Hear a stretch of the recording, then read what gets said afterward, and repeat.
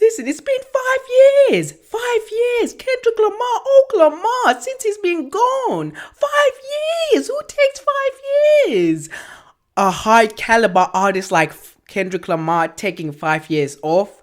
Listen, he's gonna have the best album of all time. No joke. He's literally gonna have the best album of all time. 5 years for Kendrick Lamar.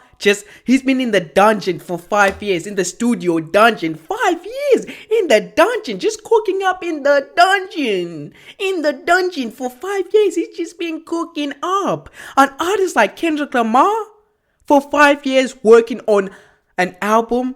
No, literally. Kendrick Lamar working on an album for... This is the longest he's worked on an album. You really think he's not going to have a masterpiece, a 10 out of 10, a classic? Nigga, this is about to be the best album of all time. Of all time. Mind you, it took him 2 years to make To Pimp a Butterfly. It took him 2 years to make Good Kid, Mad City. It took him 2 years to make Damn. And it took him 5 years to make this new album. Nigga, this is going to be the best album of all time.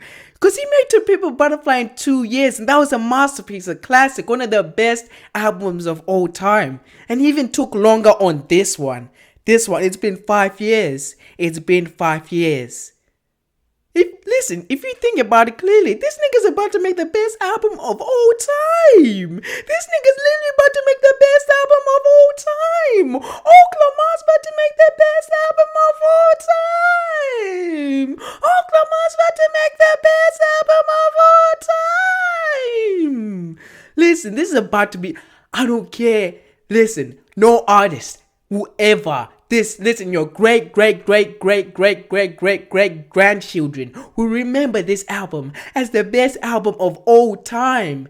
Everyone, there's nothing that will surpass this. This is history in the making. You see, you come back to this video and say I was correct. This is history in the fucking making. This is